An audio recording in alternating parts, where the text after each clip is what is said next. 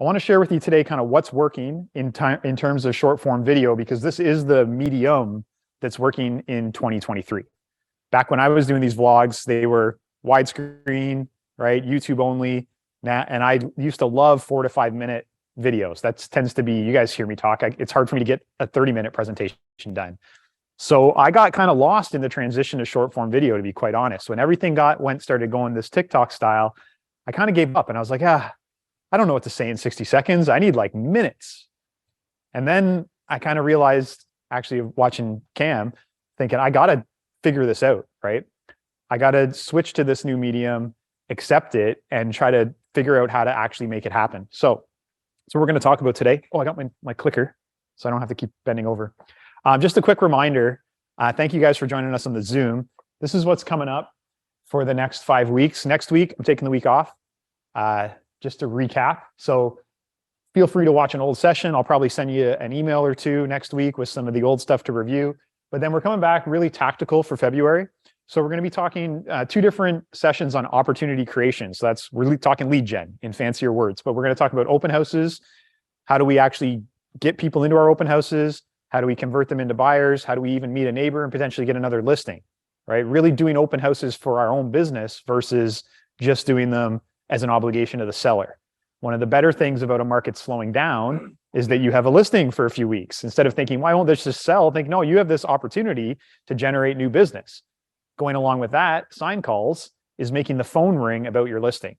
These are the best leads, in my opinion, in the business, is when someone's inquiring about your listing. We're also going to talk about how do you advertise other people's listings on your team or at your brokerage so you can get the sign calls, right?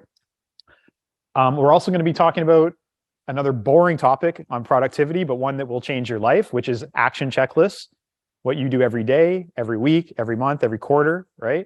So that you're not guessing and flying by the seat of your pants all the time, right? But you actually have a routine. And then on the 21st, one that I think a lot of us are interested is like, how do we market our personal brand? You know, what is John Hagar Inc., right? And how does that fit in with the crew and with your brokerage and with the industry and with realtor.ca? And there's all these layers, right? And so how do we actually make a name for ourselves out there in the community so our people remember us without a giant afro, right, Josh? One of the most branded guys I know, recognizable. So that's all what's coming up in February. If you guys have any topic suggestions for March, I take them willingly, right? And we'll build them in, but that's what we got planned. So let's get started today. And I'm trying to get through this one pretty quickly today because the topic's short form video. So we're gonna make it a short one. Question number 1. I bet I get 100% hand raise here, but do you watch short form videos in January 2023? Yeah, give me an actual show of hands. You don't just consume them. Yeah, so we got 100%. So this isn't, I remember doing original presentations back in the day. I was like, do you guys watch YouTube? And you'd get like 10% of the audience, like, and like 80% of the audience was like, what's YouTube, right? But I bet if you even went to talk to your parents, anybody who's got a cell phone right now is consuming short form video on one platform or another, right? It is the dominant media form. The opposite is obviously like the super long form content, which is, it's kind of split, right? We're either listening to hour-long podcasts or we're swiping through 15 to 60 second videos. Question 2, I would actually like some answers here, but where do you go for entertainment? Your Instagram, TikTok? Yeah. Okay. Are you watching shorts more or are you still? Yeah. Question about YouTube. Are you finding you're getting most of your content from that is presented to you on your homepage, or are you going back to your subscribers? Okay, you're old school still. Yeah, they're trying to stop you from doing that. They're trying to get the front page, right? That's cool. Morgan, where do you go primarily? Instagram and TikTok, Jeff? Yeah, okay. Danny? Right, Ryan? Preferred platform? YouTube, okay, awesome. Instagram, TikTok, right? Where? Facebook.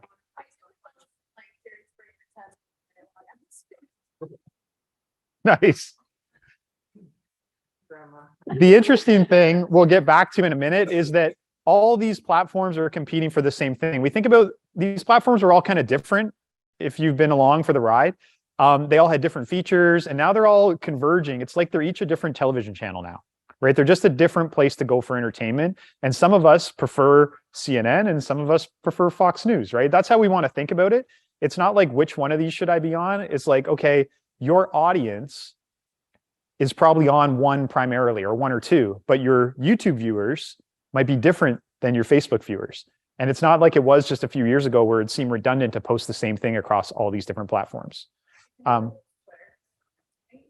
I've just started posting again on Twitter. I'm enjoying it for news.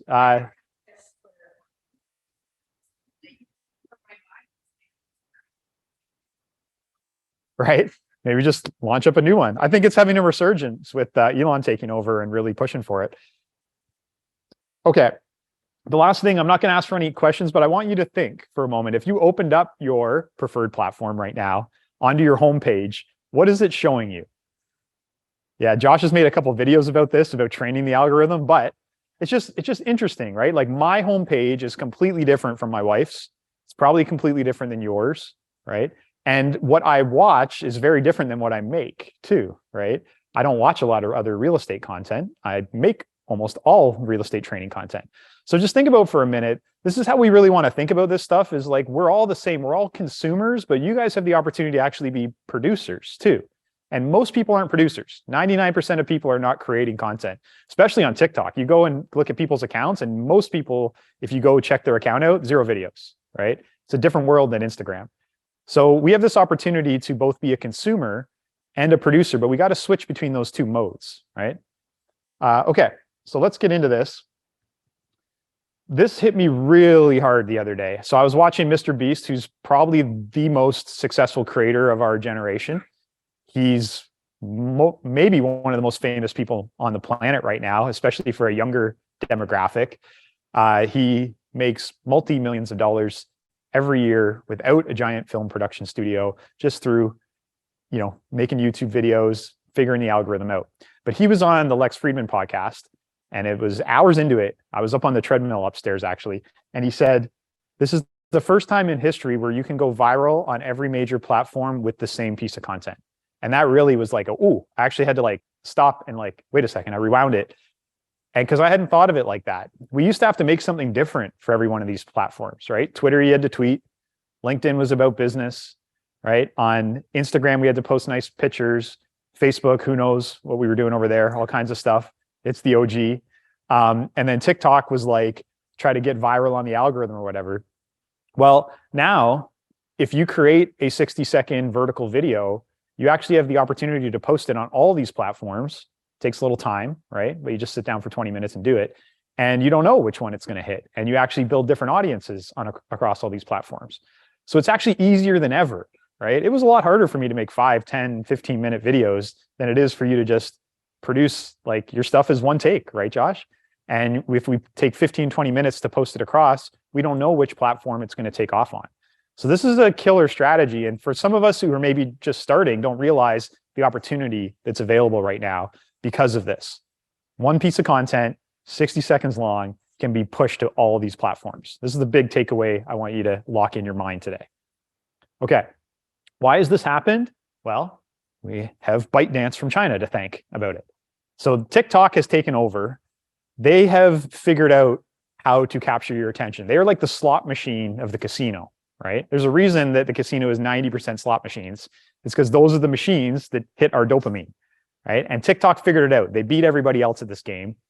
And they did it in an interesting way. And I remember I got an Apple TV, and there's an app on there from Red Bull.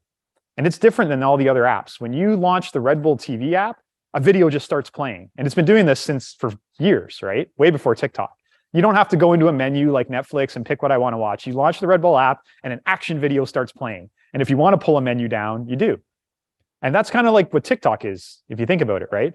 Especially when it first came out. You open TikTok and boom, you don't go to your news feed or find anybody. There's just a video playing and you got to swipe away from it. Actually, now it's like an ad most of the time when you first open it, right? And you got to swipe away from it. But that's what changed the game is TikTok figured out that instead of us trying to build a fan base first so we can send a video to them, they figured out, why don't we just send the videos out to everybody? So we'll let videos go viral first and then let that build a fan base. This is subtle, but this is what's changed everything and why everybody else has had to copy and catch up to TikTok. right? So TikTok switched it up for everybody by letting a brand new user with no video count, so, or what, like how much reach did you get on that video? It was like your fourth or fifth video, right? 8.7 million views on like your fourth video. And how many followers did you have before the views went crazy? Yeah, like boom, right? We didn't have to go out there and grind and build up 13,000 or 8 million fans to get 8 million views. And everybody else has had to catch up with this. Does that make sense? So that's why the game has changed over to this. And now, again, if you've been around for the last couple of years, people are complaining, oh, where's all my friends on my feed, on Facebook, on Instagram? It's all suggested posts, and even Twitter's gone that way, right? All this For You feed. Well, TikTok did that. They figured it out, right? And now everybody else has to catch up. And we've decided as consumers, we like it better because you want to just be entertained. Guess what? Most of your friends aren't posting entertaining content, right? So the 15 people you follow, their stuff's boring compared to the stuff the algorithm's sending you, or else you'd be over checking out their stuff. So that's the game changer. Now let's talk about how it works. The algorithm, I made a little video about this the other day, but let's just think again. If the goal of every one of these platforms is to keep your attention for as long as possible, makes sense? Then what they're trying to do is make sure that when you produce a piece of content, they put it in front of the people who are most likely to watch it. We want to get this stuff really simple so we understand it. So the platform wants your stuff to be seen by the right people. It wants your stuff to be consumed. Now, it doesn't know if your stuff's any good. There's nobody watching it before it goes into the algorithm, right?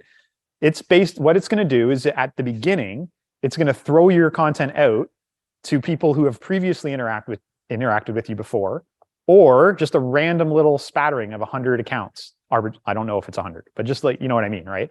So it's either going to base it based on all the previous interactions. So that's why we do the scrolling and the engaging. We're not talking about that today.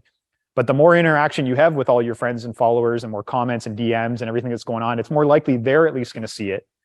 But then if they start engaging with it, watching it, then it goes, whoa, this thing's good. Send it to more people like them. And here's what people who are like Josh also watch. Let's send the video to them. And that's how you get a video to take off, right? What happened in Lauren's case, as we dissected it afterwards, is they made a video that all kinds of girlfriends could relate to. So anyone who had a girl best friend tagged their best friend in that video because they could see themselves, hey, why don't we buy a house together? And then it just went nuts. Right. And once that like avalanche starts going, it keeps going until they saturate the audience. Still going. Yeah. And it'll keep going. And you could probably take it down and repost it and it would go again as a brand new video again. Right. Because the idea is viral. Now, coming up with these, that's what makes Mr. Beast amazing. We're not all geniuses yet, but you got to think of it like that. Like, how do I create something that other people would enjoy watching, potentially share with their friends, tag somebody in, right? And we got to think of it a little bit less me, what do I have to say today versus them and what do they want to consume? So really what it's, here, I got it on the next slide. Once they give it out to that first group of people, here's what they're watching for. Number one, do people actually stop and watch it? This is like Tinder, right? Are they swiping left or right on your content? Are they just going whip, whip to give me the next one, like a slot machine? Or do they actually stop and even consume 1 to 3 seconds? That's test number one. Do you know how much of the video they have to watch for it to be considered a view? Does it have to be the whole thing? It depends per platform. I know like on YouTube, they don't really count it a view or charge you as a view until it's like 30 seconds. But I believe most other platforms, it's like 1 second. Right? As long as it's viewed, it's viewed. But that's only the first metric, right? The next one is your actual watch time. So again, if people are only watching 3 or 6 seconds and then swiping away of your 1 minute video, that looks horrible. But if you make a 15-second video that people actually loop through and watch twice, you're getting 200% watch time. And again, different platforms, you can go in the analytics differently. YouTube's great for this one. Especially with the shorts, you can see right away, are people watching 50%, 75%, 102% of your video?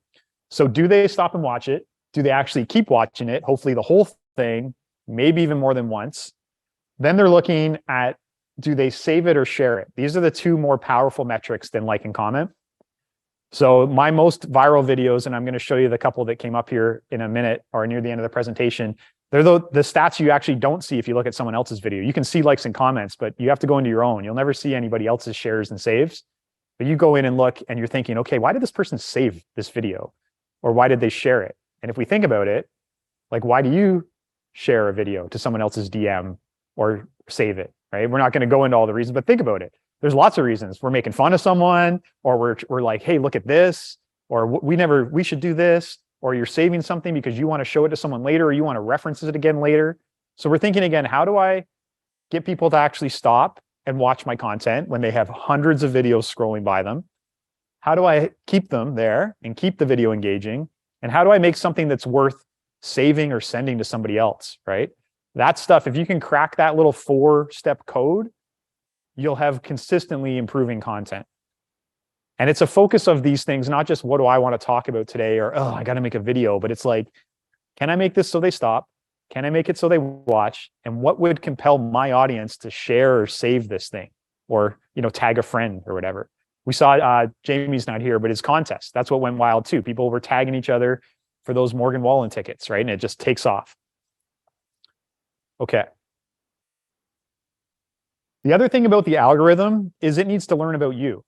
So you got to keep yourself in a silo, unfortunately. We want to think about our channel, and actually Cameron and I were just talking about this yesterday, but if you wanted to talk about 5 different things, you might need 5 different channels because you're going to confuse the algorithm, right? If you want to talk about real estate all the time, but you also want to talk about riding horses, that's going to be more confusing to the algorithm than having a real estate channel and a horse riding channel and getting more niche, because every video you post, remember, nobody's watching these things. It's a computer algorithm. So the more consistent your content is, the more the algorithm knows who to send the next one to over and over again, right? And so consistency, not only on the amount and the cadence you're posting, but the topics stay in a pretty narrow band. So if you get something good that takes off, you want to think, okay, can I make more stuff to follow up on that? Because the algorithm wants it. It's like, okay, we just showed this stuff. This one worked. Give me more, right? Give me another episode is what it's saying. Not go 180 and show something completely unrelated, because then it's going to take that and throw it on that audience and it's not going to work because they're not interested in that stuff, right? Is this making sense? We're going deep here today. So this is the best thing you can do. This was what I'm doing right now, is I went for the first 30 days of content. I just posted it. I put it in a Google Sheet. I didn't really care. It's kind of fun when one goes viral and one doesn't, but I just let it go, right? Then after the first month, we looked at it and I highlighted the ones in green. I went, okay, well, why did these ones do better? Why did these ones do worse? And the second section was like, okay, let's try to make them a little more hooky. Let's make sure I have like a highlight at the beginning. And let's also speak. Oh, sorry. I thought that was my TV going off over there. Got tripped out.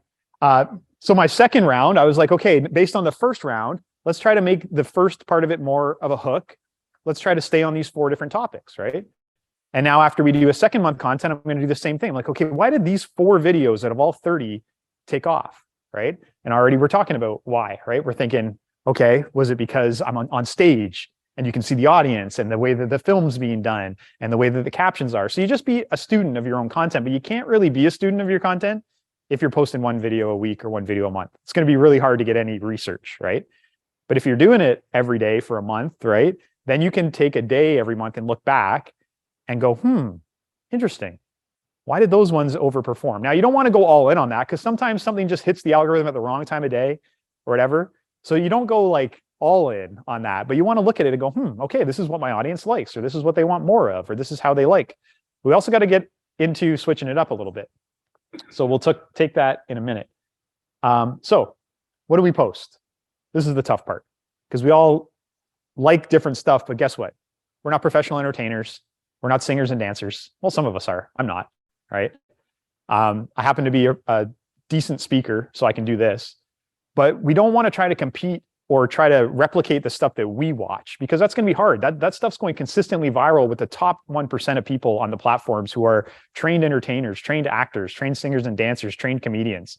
They're not your competition. Your competition is the other real estate agents that are making no content, right? So we got to think of that and not let that slow us down and think we got to make the perfect content. So you want to do 1 or 2 things, honestly. If you look at the stuff you watch, you want to either entertain people or educate them, right? And if you're not entertaining, stick with education, right? Or get better at entertaining. But I've seen too, like I got 2 people here and I have slides on both of your accounts coming up, but you're just educating, you're just giving tips, right? To home buyers and sellers. We're not singing and dancing and making lip syncs and stuff, and it's working. You do it every day. the audience starts to build, people start to watch it and reach out to you about that content. Now, if you can be entertaining, great, right? Go for it. But entertaining only once a month is not going to help the platform. We got to figure out how to be entertaining daily, unfortunately, or multiple times a day is what the platform wants from us right now. How do we do this? Well, we got to get, you've heard me say this before in any marketing sense, we got to figure out who our avatar is. Who is the audience you want to build? If it's home buyers and sellers in our local community, then we have to sit for a minute and think, what would they want to see? Not what do I want to tell them or what's on the top of my mind today. So both of you guys are talking a lot about the home buying and selling process.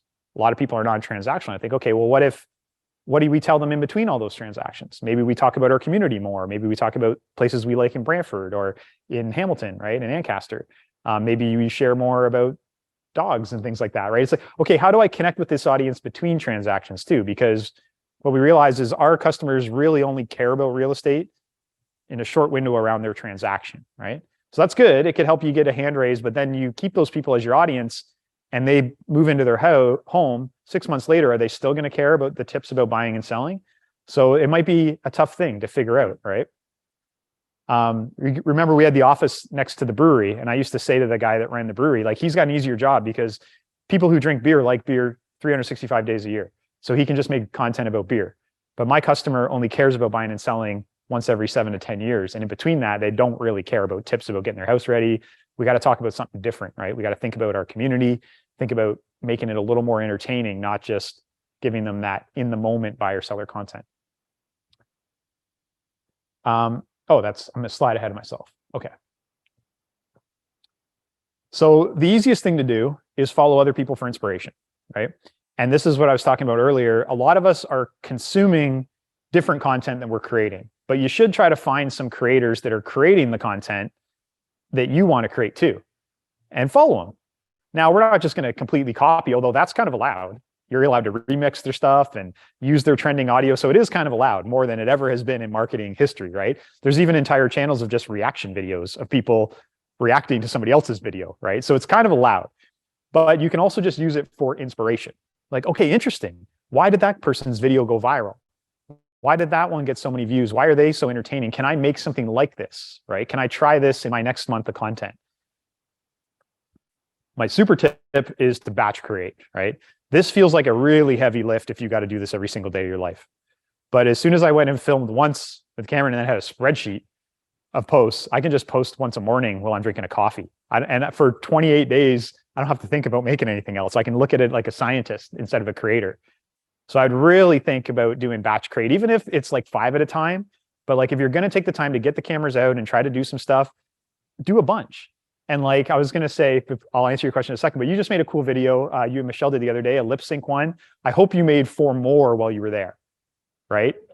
But you could make a behind the scenes of the one. You could just take the clips with a different song, right? So we took all that time to film that one. Let's at least make 5 or 10. So they don't all have to be inspirational, like talking head videos or all the lip sync, but you had all the footage now. Let's remix it. Let's make one with words over the top. And now, boom, you've got 5 or 6 videos from that same piece of content. And again, don't worry. Not everyone has to go viral, as you'll see on my stats in a minute. Question? When you think you're filming for all the videos you've been posting, did you go in like with a plan of everything you were going to talk about, or was it just kind of like what came up and then you picked out the parts you liked? Okay, great question. So both. So the first time I went down, and Cam's my videographer here, he does this for a living. So the first time I just went down and talked, he's asking me questions from behind the camera based on what he kind of knows works, and I'm answering off the top of my head. The second time, I was like, man, we need a plan because I don't naturally speak in hooks. So my first set of content didn't have a lot of hooks. You kind of just get me mid-sentence, right? So the second time I laid out 4 topics and I gave him little bullet point prompts, like ask me about these things about leadership, these things about time management, these things about mindset. And then he kind of just he had the paper in his hand behind the camera and just kind of hit me with questions one at a time, right? And sometimes I'll be a lot more scripted. Like if you used CapCut, I don't know if you noticed the latest download has a teleprompter built into it. So you can completely script your video, load it into CapCut, hit the front facing camera and read if you need to, right? So you can be everything from impromptu to fully scripted, up to you, right? But again, you don't even need to talk in some of these videos. You see, I've repurposed some of my content. It's just a video moving in the background with text over top. I was doing those tweet videos. all of them are doing well, by the way. Like, I think it's a mix that kind of helps, and it takes the pressure off you to have to be an actor in 100% of your content, right? You can just cut and paste some text over a moving video and move on, right? It's about creating the volume of content. So batch create and then plan out your posts so you don't have to think about it every day. And then, play around. There's actually a trend video right now that's like, you got to fuck around if you want to find out. You guys see that one? This is what we're talking about here, right?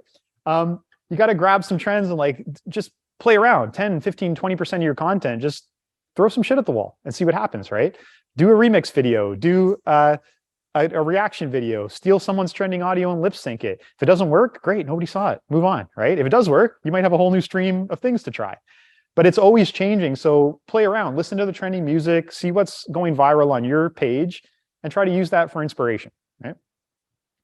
And then mix up your style. So this is what we were just talking about, but don't mix up your content, right? You're still speaking to the same audience about the same topics, but we're gonna hit them with different styles, right? Even when the last time we shot with Cameron, we moved to 4 different parts of his film studio, well, 3 different parts, and we went outside, right?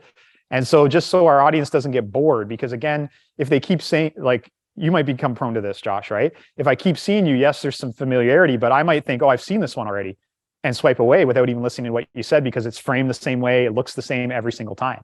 So zooming out sometimes, shooting from a different angle, switching it up somehow, a different scene in the background, changing up the format to keep people interested, but not going from talking about what you're talking about to going to a whole different topic. Switching up the style without the switching up the content. Does that make sense?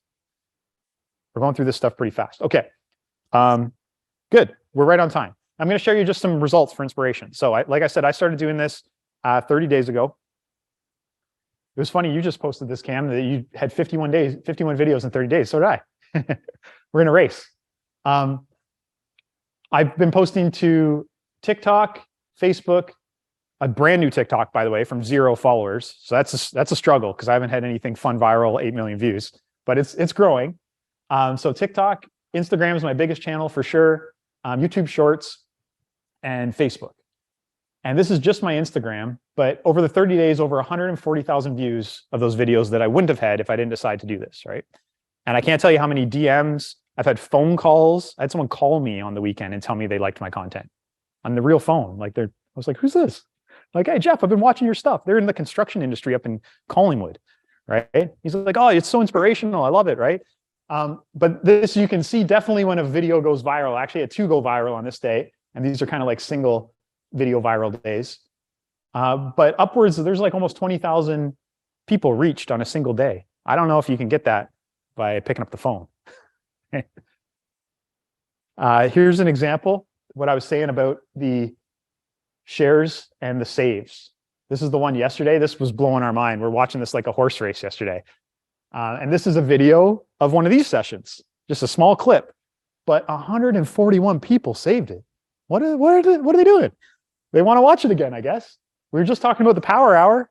I didn't think it was that inspirational, but also 79 people sent it to somebody else. Only 4 or 5 of them actually posted in their story.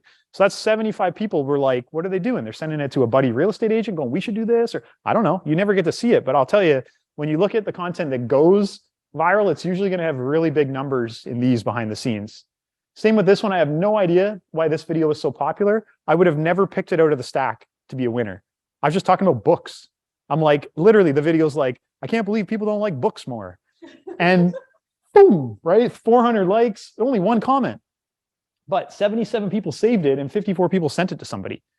So that's what now, in going into month 3, all I'm thinking about the next time we sit down to film is like, how do I make stuff that people would want to save or want to send to someone? And you can even see that I'm doing it in my self-created content. That's why I made that like, here's how to go viral video. And it's kind of working. Not as good as these 2, but it's working. I'll show you right in here in-house. And if you're watching online, please follow these 2 accounts. So Jen, who's sitting in the front row here, made a commitment. How long ago did you start this? Back in October, to start just filming. And correct me if I'm wrong, but I think you kind of just film it in one cut and then chop out the middle pieces, or do you keep hitting record? Do it in little sections and put them all together. Okay, so you're just going like record, say a sentence, let go, record, say, yeah, okay. I would just record the whole thing and then do more work and go cut all the dead space out. But good, because I like your style, because it does look like it's edited, because it kind of, the background shifts a little bit because you're moving around. You're not sitting on a tripod. but just giving really basic, simple tips. Look at the consistency here too, right? Of all this engagement. If you can't see on the slide, that's about 680 daily views is the top of this bar. So you're getting like 400 or 500 people a day seeing this stuff, right? And have you gotten any reactions from it? People reaching out? I've gotten a few DMs. I've gotten a lot of comments in person. Of Yeah. people seeing it. That's the wild one. When people in real life tell you about your social media, you're like, oh my God, they are watching, right? They're silently watching. So great work. And these, again, if you're going to go watch Jen's content, you'll see it's not lip syncing, it's not singing and dancing. She's just speaking to buyers and sellers, giving a tiny little tip in like 60 seconds, trying to explain it in layman's terms. Awesome stuff. And Mr. Joshua Wall's doing the exact same thing and also doing it on YouTube, which is catching for you too, right? On the YouTube Shorts. And Josh has had the viral effect. You see a little different? Let's just go back. The Jen's had a lot of consistency, and you can see what happens when you just get one of these to pop. This is 15,000 up here in a day, right? And so Josh has had a couple videos that have just the algorithms liked for whatever reason, or you've, hit someone's nerve or something. I don't even know which ones these are. Do you know which ones these are? Yeah. Anything different about them? Nope. Just generic real estate. Hard to figure out, right? Showings. I did one about the quartz versus granite. People love that one. That's my best video. Quartz or granite. And was it people commenting on it or sharing? Maybe we got to sit down and do a little diagnosis. Yeah. And because I bet, let me ask you, prove me wrong, but it's different videos that are popping on YouTube than the ones. 100%. Yeah. I've never had one that's. It's not the same. You're like, why won't it's doing so well over here? Why isn't it going over here? It's because different audience, different algorithm, different day of the week, right? And so Josh is a great example of repurposing this content. And again, his content is very straightforward. Josh I see him, he just leans his phone up against the wall somewhere. He stands this close to it, so you can't even see the background. And he just says something, and you just keep doing it till you get it right? You do a lot of takes until you're happy with it, and then you hit save, right? A little different style than Jen, but it's working. There's two examples right in the room. And the thing with these two examples is the consistency, is I'm seeing a video almost every day from them, right? And that's the thing that's making it work and start to build versus thinking I'm going to plan for a month and release one and then hope it goes viral, right? You're not going to know which one. I have no idea why this one goes over that one. It's better to throw a whole bunch of stuff at the wall and see what works. All right, let's do a quick recap. Sum this up today. So if you're going to put energy anywhere in social media for 2023, make it short form video. The game has spoken. Every platform is pushing this. They're promoting it. They're making it the primary thing they're shoving in users' faces. Every platform wants you to be creating short form video, perhaps other than podcasts. Even that maybe, but 1 minute podcast might even do better than some of the long form ones. Think about who your audience is before you make the content for them. Don't just think, oh, I got to make a video today. What am I going to talk about? Think about, okay, if I was sitting here thinking about buying or selling a home, or if I lived in Paris or Brantford, what would I like to see from a real estate agent today? Right? Do a little bit of brainstorming. The goal is to get people to save, share, comment, like, and of course, watch. So again, make stuff that is save worthy. Why would they hang on to something, or why would they debate it or share it with a friend or tag somebody in it? And then be consistent if you want to see results. That's the game changer. Hint, hint, that works with prospecting too, and your open houses and everything. Surprise, it works with content also, right? So we got to get out there. If you really want to see results from this, it's about putting in the work day in and day out, or batch creating and just posting day in and day out. Does this make sense? All right. Thanks, everyone. I hope I inspired you to do some content. We're going to break and actually have a tiny little mastermind, but I hope you just run and make a video today, right? Or make 4 or 5, and don't overthink it and just post them, or just plan them to be posted, right? There's not too much masterminding that needs to happen, but to get together and just brainstorm a list of 20, 30 ideas, right? Without judging them yet, just going down the list and playing with them. Well, you're also looking for that one fun one that's going to take a lot more effort, but really try to be a student as you're watching all the other content and think, how can I make something like this? Oh, that was simple and easy. That was only a 3-second video. How could I do that, right? Saving up trending sounds, but you make it a part of your business and realize this is actually a lot easier than writing an email newsletter, getting a flyer out, even hosting an open house. In a 4-hour open house, I can make a lot of videos in 4 hours. We do the whole month in under 2 hours in Camp Studio. We do 2 months of content in the time it takes to do one open house. So we have time for this. And if it's something you want to build into your business, take it seriously. All right. Thanks a lot, everyone. We'll see you back in 2 weeks. We're going really tactical for February. Cheers.